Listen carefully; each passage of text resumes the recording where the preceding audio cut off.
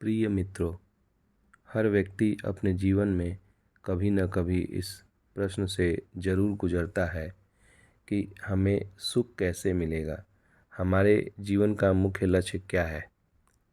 पहले हम इस बात पर चर्चा करेंगे कि हमारे जीवन का मुख्य लक्ष्य क्या है। प्रत्येक व्यक्ति के जीवन का लक्ष्य उसकी परिस्थितियों के अनुसार भिन्न भिन्न हो सकता है। जैसे गरीब व्यक्ति का तात्कालिक लक्ष्य रोटी, कपड़ा और मकान होता है।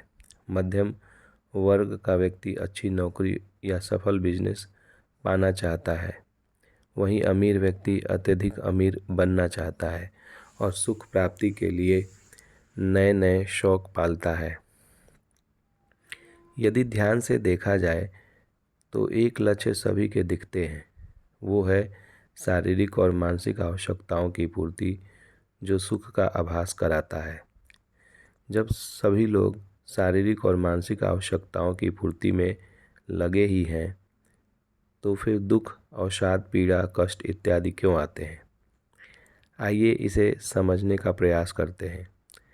समाज ज्ञान, बल, बुद्धि, कुशलता आदि के अनुसार विभिन्न स्तरों में बटा हुआ है।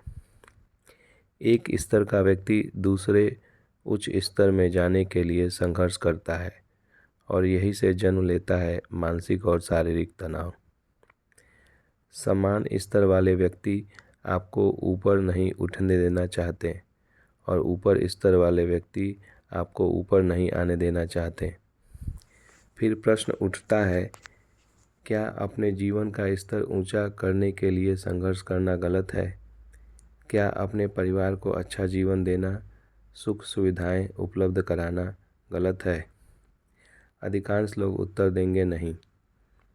जीवन को ऊंचा उठाना, परिवार को अच्छा जीवन देना अति आवश्यक है, लेकिन वही कुछ विद्वान कहेंगे कि हमारे जीवन का मुख्य लक्ष्य आत्म साक्षात्कार अर्थात परमात्मा की प्राप्ति है। इन दोनों उत्तरों पर गहन अध्ययन करते हैं। पहले उत्तर के अनुसार अपने लिए और अपने परिवार के लिए संघर्ष करना आवश्यक है। अब आपके संघर्ष में कितनी ईमानदारी है, कितनी बेईमानी है, ये मैं आपके ऊपर छोड़ता हूँ। आपके किए गए कार्यों के अनुसार आपको सुख और दुख अवश्य मिलेगा। इस पर किसी अन्य वीडियो में चर्चा करेंगे।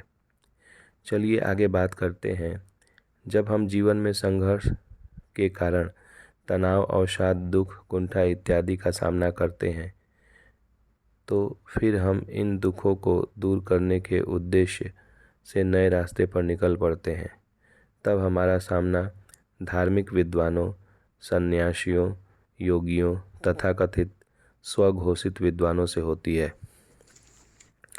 स्वघोषित विद्वानों से जरूर दूरी बनाकर रखें। चलिए आगे चर्चा करते हैं। जब हम जीवन में परेशान होकर परेशानी के समाधान के लिए इन विद्वानों के पास आते हैं, तो वे हमें एक काल्पनिक संसार के बारे में बताते हैं, जो इस वर्तमान जन्म के पहले था और मृत्यु के बाद अगले जन्म में होगा। डिस्क्लेमर: यहाँ काल्पनिक संसार से आशय मात्र ऐसे जीवन से है जो परंपरागत रूप से गुरुओं और आचार्यों ने बताया है, जो कि निश्चित रूप से आदर्श संसार की कल्पना करता है, जिसमें गलत काम को रोकने के लिए भय और परम तत्व की प्राप्ति का मुंह दिखाया गया है। निश्चित रूप से इस ज्ञान को पाकर हम अपने जीवन को एक आदर्श जीवन बना सकते हैं। इस पर हम किसी अन्य वीडियो में डिटेल से चर्चा करेंगे। अब आगे चलते हैं। जब दुखों से पार पाने के लिए काल्पनिक संसार दिखाया जाता है, तो हम उसमें खो जाते हैं, जिससे हमें वर्तमान संसार के संघर्षों का विस्मरण हो जाता है, अर्थात हम भूल जाते हैं और हमें कुछ क्षणों की शांति और आराम मिलता है। गुरुओं के वचनानुसार उसी शांति की अनवरत प्राप्ति के लिए हम इस संसार के संघर्षों को छोड़कर उस काल्पनिक संसार में विचरण करने लगते हैं। कुछ लोग तो इतने प्रभावित हो जाते हैं कि बिना विचार किए स्वयं सन्यासी, विद्वान और योगी बनने निकल पड़ते हैं। ये भी नहीं सोचते कि उनके परिवार का क्या होगा।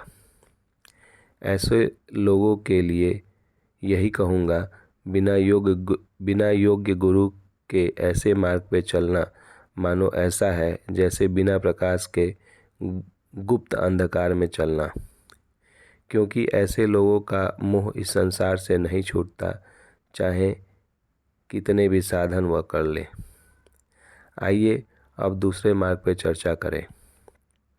दूसरा मार्ग है संघर्षों का डटकर सामना करते हुए अपना तथा अपने लोगों का जीवन सुखमय बनाना।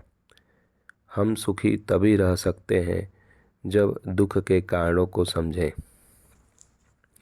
आज हम दुख के अनेक कारणों में से कुछ कारणों पर चर्चा करेंगे। दुख का पहला कारण है लोगों से अत्यधिक अपेक्षाएं रखना। जो लोग स्वभाव से अच्छे होते हैं वे दूसरों से भी अच्छाई की उम्मीद करते हैं, लेकिन ऐसे लोग को अक्सर धोखा ही मिलता है, क्योंकि अच्छे लोगों का समाज अपने स्वार्थ की सिद्धि के लिए उपयोग करता है। और कहा भी जाता है, जो लकड़ी सीधी होती है उसे, जो वृक्ष सीधा होता है उसे जल्दी काटा जाता है, क्योंकि सीधी लकड़ी से सोफ़ा, टेबल इत्यादि आसानी से बनाया जा सकता है। ऐसी परिस्थिति में एक अच्छे स्वभाव के व्यक्ति को क्या करना चाहिए, तो आप निम्न सिद्धांतों का पालन करें। जैसे नेकी कर दरिया में डाल। दूसरा, कर्म कर फल की चिंता मत कर। ऐसे व्यक्ति जो कि स्वयं में बदलाव करते हैं और दूसरों के सुधारने के चक्कर में नहीं पड़ते हैं, इस दुख से पार पा जाते हैं। दुख के दूसरे कारण पर चर्चा करते हैं, जो है अत्यधिक लगाव या आसक्ति। हमारा परिवारजनों, भौतिक सामग्रियों, पद प्रतिष्ठा इत्यादि के प्रति अत्यधिक लगाव होता है। जब ये हमसे दूर जाते हैं तो हमें अत्यधिक पीड़ा होती है। इसके लिए मैं यही कहूँगा कि आप अपने संबंधों को पूर्ण मनोभाव से निभाएं, लेकिन उनसे कोई उम्मीद न करें। सभी भौतिक सुख सुविधाओं को साधन समझें, जो मुख्य लक्ष्य की प्राप्ति में सहायक है। दुख का तीसरा कारण है तुलना। तुलना करने से अत्यधिक पीड़ा होती है। यदि तुलना करना भी है तो अपने बीते हुए कल से आज की तुलना करें, जिससे दिन प्रतिदिन आपका विकास होगा। जो प्राप्त है वो पर्याप्त है का भाव रखें। दूसरों की सफलता से सीख लें, न कि उनसे ईर्ष्या करें। दुख का चौथा कारण है अहंकार।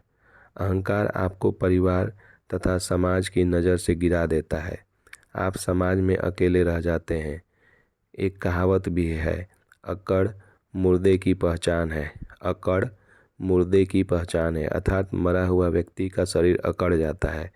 वैसे ही अहंकारी व्यक्ति में जीवंतता अर्थात सुख का अभाव होता है।